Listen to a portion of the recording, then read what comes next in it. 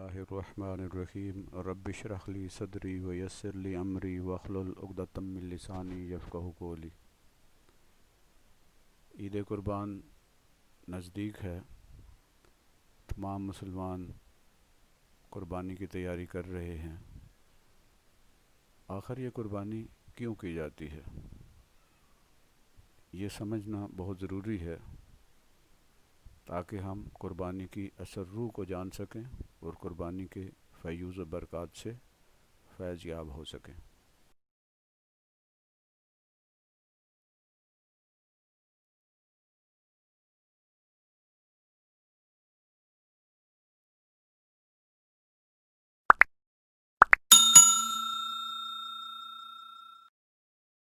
قربانی حضرت ابراہیم علیہ السلام سے ہی نہیں شروع ہوئی، بلکہ قربانی حضرت آدم علیہ السلام کے دور سے چلی آ رہی ہے۔ جیسا کہ سورۃ المائدہ میں اللہ فرماتے ہیں کہ آدم کے دو بیٹوں حابیل و قابیل نے قربانی کی۔ حابیل کی قربانی قبول ہو گئی جبکہ قابیل کی قربانی قبول نہ ہوئی۔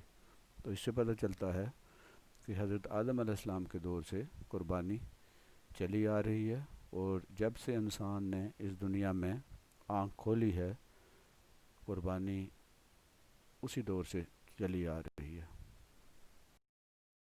سورۃ الحج میں ہے، اور ہم نے تمہارے لیے قربانی کے اونٹوں کو عبادت الہی کی نشانی اور یادگار مقرر کیا۔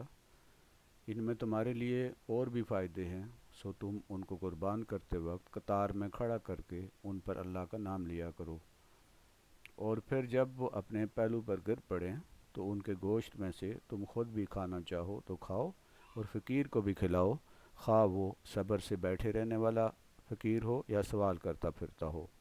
جس طرح ہم نے ان جانوروں کی قربانی کا حال بیان کیا، اسی طرح ان کو تمہارا تابع دار بھی بنا دیا تاکہ تم شکر بجا لاؤ۔ اللہ تعالیٰ کے پاس ان قربانیوں کا گوشت اور خون ہرگز نہیں پہنچتا، بلکہ اس کے پاس تمہاری پرہیزگاری پہنچتی ہے۔ اللہ تعالیٰ نے ان جانوروں کو تمہارے لیے اس طرح مسخر کر دیا ہے تاکہ تم اس احسان پر اللہ تعالیٰ کی بڑائی کرو کہ اس نے تم کو قربانی کی صحیح راہ بتائی، اور اے پیغمبر، مخلصین کو خوشخبری سنا دیجیے۔ اس آیت میں آپ دیکھیں تو سب سے اہم بات جو کی گئی ہے کہ اللہ تعالیٰ کے پاس ان قربانیوں کا گوشت اور خون ہرگز نہیں پہنچتا، بلکہ اس کے پاس تمہاری پرہیزگاری پہنچتی ہے۔ یعنی قربانی کا اصل مقصد پرہیزگاری ہے، تقوی ہے، اللہ کی قربت کا حصول ہے۔ گوشت اور خون تو زمین پر رہ جاتا ہے، لیکن پرہیزگاری اور تقوی جو ہے وہ اللہ تبارک و تعالیٰ کے ہاں مقبول ہوتا ہے۔ یعنی اس قربانی کا مقصد صرف یہ نہیں ہے کہ ہم نے گوشت کھانا ہے یا گوشت بانٹنا ہے اور غریبوں کی مدد کرنی ہے، بلکہ اصل مقصد جس پہ ہم آگے چل کر بات کریں گے وہ یہ ہے کہ ہم اس کے ذریعے پرہیزگاری اور اللہ کی قربت اور اللہ کا تقوی اختیار کریں۔ اسلام سے پہلے سابقہ انبیاء کے دور میں قربانی کی قبولیت کی علامت یہ ہوتی تھی کہ آسمان سے خاص قسم کی آگ آتی اور قربانی کو کھا جاتی۔ چنانچہ نبی صلی اللہ علیہ وسلم سے بھی اہل کتاب نے یہ مطالبہ کیا تھا کہ ہم ایسے نبی کو مانیں گے جو ہمارے پاس ایسی قربانی لائے جسے آگ کھا جائے، جیسا کہ سورہ آل عمران میں بیان کیا گیا ہے۔ یعنی آسمان سے ایک آگ آتی تھی، اور وہ جس قربانی کو کھا جاتی تھی وہ قبول سمجھی جاتی تھی، اور جس کو نہیں وہ کھا سکتی تھی، جس کو چھوڑ دیتی تھی، اس کو قربانی کو مقبول سمجھا نہیں جاتا تھا۔ حابیل اور قابیل کے سلسلے میں بھی یہی ہوا تھا کہ حابیل کی قربانی آسمان سے آگ آئی اور اس نے اس کو کھا لیا، جبکہ قابیل کی قربانی جو ہے قبول نہیں ہوئی۔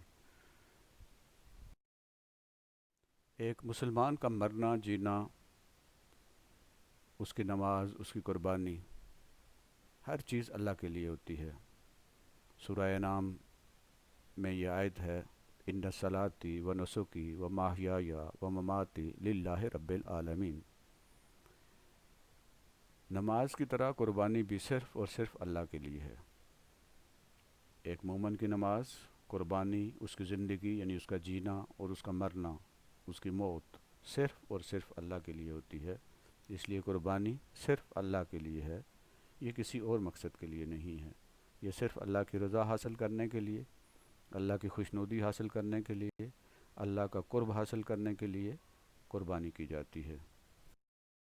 قربانی کا ذکر سورۃ الکوثر میں بھی ہے، جیسا فرمایا گیا فصلی لربک ونحر، بے شک ہم نے آپ کو کوثر عطا کی، پس اپنے رب کے لیے نماز پڑھو اور قربانی کرو۔ نبی محترم سے یہ کہا گیا کہ آپ اپنے رب کی نماز ادا کریں اور اس کے لیے قربانی کریں۔ قربانی کی افادیت کیا ہے؟ حضرت عائشہ رضی اللہ تعالیٰ عنہا فرماتی ہیں کہ رسول اللہ صلی اللہ علیہ وآلہ وسلم نے فرمایا، ابن آدم یعنی انسان نے قربانی کے دن کوئی ایسا عمل نہیں کیا جو اللہ کے نزدیک خون بہانے یعنی قربانی کرنے سے زیادہ پسندیدہ ہو۔ یعنی قربانی کے دن یوم نحر میں سب سے زیادہ پسندیدہ عمل قربانی کرنا ہے، اور قیامت کے دن وہ ذبح کیا ہوا جانور اپنے سینگوں، بالوں اور کھروں کے ساتھ آئے گا، اور قربانی کا خون زمین پر گرنے سے پہلے اللہ تعالیٰ کے ہاں مقبول ہو جاتا ہے، لہذا تم اس کی وجہ سے قربانی کر کے اپنے دلوں کو خوش کرو۔ یعنی قربانی کرنے سے اللہ خوش ہوتا ہے اور ایک مومن کا دل بھی خوش ہوتا ہے۔ حضرت زید بن ارقم رضی اللہ تعالیٰ عنہ راوی ہیں کہ رسول اللہ صلی اللہ علیہ وسلم کے صحابہ رضوان اللہ علیہم نے دریافت کیا کہ یا رسول اللہ، یہ قربانی کیا ہے؟ نبی محترم نے فرمایا، تمہارے باپ ابراہیم علیہ السلام کا طریقہ، یعنی ان کی سنت ہے۔ صحابہ رضوان اللہ علیہم نے عرض کیا کہ پھر اس میں ہمارے لیے کیا ہے، یعنی ہمارے لیے کیا اجر و ثواب ہے؟ آپ صلی اللہ علیہ وسلم نے فرمایا، جانور کے ہر بال کے بدلے میں نیکی۔ صحابہ اکرام نے عرض کیا کہ دمبا وغیرہ اگر ذبح کریں تو ان کی اون میں کیا ثواب ہے؟ فرمایا کہ اون کے ہر بال کے بدلے میں ایک نیکی ہے، یعنی جو آپ جانور ذبح کرتے ہیں اس کے ایک ایک بال کے بدلے میں ایک ایک نیکی اللہ کی طرف سے مومن کو ملتی ہے۔ حضرت ابن عباس رضی اللہ تعالیٰ عنہ سے روایت ہے کہ رسول اللہ صلی اللہ علیہ وسلم نے عید الاضحیٰ کے دن ارشاد فرمایا، آج کے دن کسی آدمی نے خون بہانے سے زیادہ افضل عمل نہیں کیا، ہاں اگر کسی رشتہ دار کے ساتھ اس نے سلوک اس سے بڑھ کر ہو تو ہو۔ یعنی عید الاضحیٰ کے دن یوم نحر کے میں سب سے افضل عمل جو ہے وہ خون بہانے کا ہے کسی جانور کا قربانی کے لیے، لیکن اگر کسی رشتہ دار سے حسن سلوک کیا ہے تو وہ اس سے بھی بڑھ کر ہو سکتا ہے۔ ہم بات کر رہے ہیں قربانی کی افادیت کی۔ حضرت ابو سعید رضی اللہ تعالیٰ عنہ سے روایت ہے کہ رسول اللہ صلی اللہ علیہ وسلم نے اپنی بیٹی حضرت سیدہ فاطمہ رضی اللہ تعالیٰ عنہا سے فرمایا، اے فاطمہ، اٹھو اور اپنی قربانی کے پاس رہو، یعنی اپنی قربانی کے ذبح ہوتے وقت قریب موجود رہو، کیونکہ اس کے خون کا پہلا قطرہ زمین پر گرنے کے ساتھ ہی تمہارے پچھلے تمام گناہ معاف ہو جائیں گے۔ حضرت فاطمہ رضی اللہ تعالیٰ عنہا نے عرض کیا، اللہ کے رسول، یہ فضیلت ہم اہل بیت کے ساتھ مخصوص ہے یا عام مسلمانوں کے لیے بھی ہے؟ آپ صلی اللہ علیہ وسلم نے فرمایا، ہمارے لیے بھی ہے اور تمام مسلمانوں کے لیے بھی۔ یعنی خون کا پہلا قطرہ جب زمین پر گرتا ہے تو اس قربانی کرنے والے کے پچھلے سارے گناہ معاف کر دیے جاتے ہیں۔ حضرت علی رضی اللہ عنہ سے روایت ہے کہ رسول اللہ صلی اللہ علیہ وسلم نے حضرت فاطمہ رضی اللہ تعالیٰ عنہا سے فرمایا، ہے فاطمہ، اٹھو اور اپنی قربانی کے پاس یعنی ذبح کے وقت موجود رہو، اس لیے کہ اس کے خون کا پہلا قطرہ گرنے کے ساتھ ہی تمہارے تمام گناہ معاف ہو جائیں گے۔ یہ قربانی کا جانور قیامت کے دن اپنے گوشت اور خون کے ساتھ لایا جائے گا اور تمہارے ترازو میں 70 گنا زیادہ کر کے رکھا جائے گا۔ حضرت ابو سعید رضی اللہ تعالیٰ عنہ نے عرض کیا، اللہ کے رسول صلی اللہ علیہ وسلم، یہ فضیلت خاندان نبوت کے ساتھ مخصوص ہے جو کسی بھی خیر کے ساتھ مخصوص ہونے کے حقدار ہیں، یا تمام مسلمانوں کے لیے ہے؟ نبی محترم نے فرمایا، یہ فضیلت آل محمد کے لیے خصوصاً اور عام مسلمانوں کے لیے بھی ہے۔ قربانی کی حقیقت کیا ہے؟ قربانی سنت ابراہیمی ہے، پہلی بات۔ دوسری بات یہ ہے کہ قربانی کی ایک صورت یعنی ایک شکل جو ظاہری ہوتی ہے، یعنی قربانی کی ایک شکل ہوتی ہے، ظاہر ہوتا ہے جو ہمیں نظر آتا ہے، اور قربانی کی ایک روح ہوتی ہے جو ہمیں نظر نہیں آتی۔ قربانی کی صورت تو جانور کا ذبح کرنا ہے، یعنی جب ہم جانور ذبح کرتے ہیں تو ہمیں سامنے نظر آ رہا ہوتا ہے کہ جانور ذبح ہو رہا ہے، یہ تو اس کی ظاہری شکل ہے۔ لیکن اس قربانی کی اصل روح وہ جذبہ ہے، وہ ایثار ہے، وہ نیت ہے جو اس قربانی کرنے والے بندہ مومن کے دل میں ہوتی ہے، اور اس کی روح یہ ہے کہ اس کے ذریعے اللہ کا قرب حاصل ہوتا ہے۔ اللہ کو قربانی کا گوشت اور خون نہیں پہنچتا، جیسا سورہ حج میں فرمایا گیا ہے، بلکہ انسان کا تقوی اللہ تک پہنچتا ہے۔ یعنی قربانی کی ظاہری شکل ایک آدمی دکھاوے کے لیے قربانی کر رہا ہے تو اس نے ظاہراً شکلاً صورتاً تو اس کی قربانی ہو گئی، لیکن اس کی نیت کیا تھی، اس کا ارادہ کیا تھا، اس کا جذبہ کیا تھا، یہ اس قربانی کی اصل روح ہے۔ اگر وہ روح موجود نہیں ہے، وہ جذبہ موجود نہیں ہے، وہ ایثار موجود نہیں ہے، وہ اللہ کا قرب حاصل کرنے کی نیت نہیں ہے، تو گویا وہ قربانی شکل و صورت کے لحاظ سے تو قربانی ہے، لیکن اس قربانی کے اندر روح نہیں ہے۔ قربانی کا مقصد کیا ہے؟ قربانی کا مقصد اور اصل مقصد یہ اپنی جان کی قربانی ہے۔ حضرت ابراہیم علیہ السلام نے حضرت اسماعیل علیہ السلام کو قربان کر دیا تھا، انہوں نے اپنی آنکھوں کے اوپر پٹی باندھی ہوئی تھی، انہوں نے تو اپنی طرف سے حضرت اسماعیل علیہ السلام کو قربان کر دیا تھا، ذبح کر دیا تھا۔ جب پٹی ہٹی تو پتہ چلا کہ بیٹے کی جگہ مینڈا ذبح ہو گیا ہے، یعنی اصل قربانی انہوں نے تو حضرت اسماعیل علیہ السلام کی ہی کی تھی۔ یہ تو اللہ کی خاص رحمت سے اور اللہ کی خاص عنایت سے جنت سے وہ مینڈا بھیجا گیا اور ان کی جگہ ان کے نعم البدل کے طور پر وہ ذبح ہو گیا۔ قربانی کا جذبہ یہ ہوتا ہے، اور نیت یہ ہوتی ہے، اور ارادہ یہ ہوتا ہے کہ میں تو یہ جانور اپنی جان کے نعم البدل کے طور پر ذبح کر رہا ہوں۔ اللہ کی راہ میں مجھے اگر اپنی اور اپنی اولاد اور اپنی عزیز ترین شے کو بھی قربان کرنا پڑا تو میں کروں گا، یا میں اسے قربان کروں گی۔ اگر یہ جذبہ نہیں ہے تو قربانی کا کوئی فائدہ نہیں ہے۔ ایسی قربانی صرف جانور کا ذبح کرنا ہے، یعنی صورت اور شکل تو قربانی کی ہے، لیکن اس قربانی کے اندر وہ روح موجود نہیں ہے، وہ جذبہ موجود نہیں ہے، وہ تقوی موجود نہیں ہے، وہ نیت اور وہ ارادہ موجود نہیں ہے، تو ایسی قربانی سے اصل مقصد پورا نہیں ہوتا، صرف ایک رسم ادا ہو گئی، ایک قربانی کی شکل طے ہو گئی۔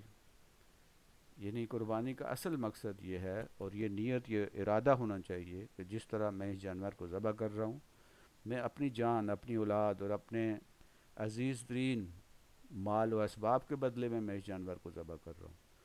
کل اللہ کی راہ میں، اللہ کے دین کے لیے، اللہ کے دین کا نظام قائم کرنے کے لیے اگر مجھے اپنی جان بھی قربان کرنی پڑی، اپنی اولاد بھی قربان کرنی پڑی، اور اپنی عزیز ترین شے بھی قربان کرنی پڑی تو میں کروں گا۔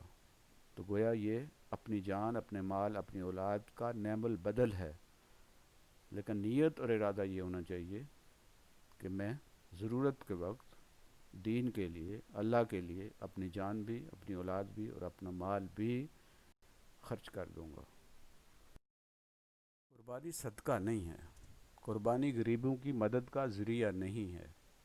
قربانی کا اصل مقصد صدقہ یا غریبوں کی مدد کرنا نہیں ہے، بلکہ اصل مقصد اللہ کی راہ میں اپنی جان کے بدلے میں ایک جانور کو قربان کرنا ہے۔ یعنی اصل میں اپنی جان قربان کرنا تھی، اپنا مال قربان کرنا تھا، اپنی اولاد قربان کرنا تھی، لیکن اس کے بدل کے طور پر یہ جو جانور قربان کیا گیا، اس کے پیچھے یہی جذبہ ہونا چاہیے۔ اگر اللہ کے لیے اپنی جان قربان کرنا پڑی، اس کے لیے اپنا مال، اپنا اسباب، اپنی اولاد قربان کرنا پڑی، تو یہ قربان کر دی جائے گی، اسی طرح جس طرح کہ اس جانور کو قربان کر دیا گیا ہے۔ قربانی صدقہ نہیں ہے، یہ غریبوں کی مدد کا ذریعہ نہیں ہے۔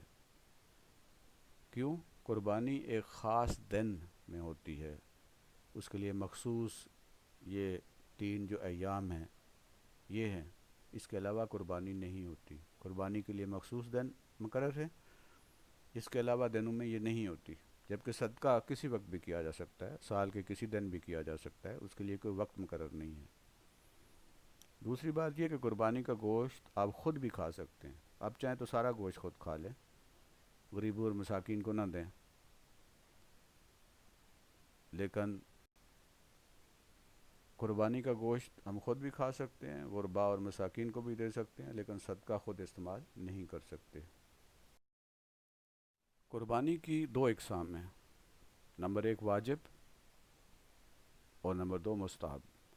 واجب قربانی وہ ہے جو ہر صاحب نصاب، عاقل، بالغ، آزاد، مقیم اور مسلمان پر واجب ہے، یعنی وہ بندہ جو صاحب نصاب ہو، عاقل ہو، بالغ ہو، آزاد ہو، مقیم ہو اور وہ مسلمان ہو، اس پر قربانی واجب ہے۔ اور مستحب قربانی وہ ہے کہ اگر کوئی بندہ مقیم نہیں ہے، مسافر ہے، صاحب نصاب نہیں ہے، غریب ہے، آزاد نہیں ہے، غلام ہے، اور صاحب نصاب نہیں ہے، محتاج ہے، اور اس کے باوجود وہ قربانی کرنا چاہتا ہے، تو یہ قربانی اس پر واجب نہیں ہے، یہ مستحب ہے۔ اگر وہ کرنا چاہے تو کرے، اگر نہیں کرنا چاہتا تو اس کے اوپر واجب نہیں ہے، اسے کوئی گناہ نہیں ہے۔ میری اس گفتگو کا حاصل کلام یہ ہے کہ قربانی کی روح و جذبہ ہے جس کے تحت قربانی کرنے والا یہ ارادہ رکھتا ہے کہ جس طرح میں اس جانور کو اللہ کی راہ میں قربان کر رہا ہوں، اسی طرح اگر مجھے اپنی جان، اپنا مال، اپنی اولاد اللہ کی راہ میں قربان کرنا پڑی تو میں کروں گا یا میں کروں گی۔ جانور کی قربانی ایک ظاہری صورت و شکل ہے، جبکہ اپنی جان کی قربانی کرنے کا جذبہ اس کی روح ہے۔ اگر یہ جذبہ موجود نہیں ہے تو اصل قربانی نہیں ہوئی، صرف قربانی کی شکل ظاہر ہوئی جس میں روح نہیں ہے۔ تو اللہ ہمیں اصل قربانی جذبے کے ساتھ، اصرار کے ساتھ، اس نیت کے ساتھ کہ اگر کل مجھے اپنی جان اور اپنا مال اور اپنی اولاد اللہ کی راہ میں قربان کرنا پڑی، اللہ کے دین کے قیام کے لیے، اللہ کے دین کے نفاذ کے لیے، تو میں یہ اپنی جان اور اپنی مال اور اپنی اولاد کو میں قربان کر دوں گا۔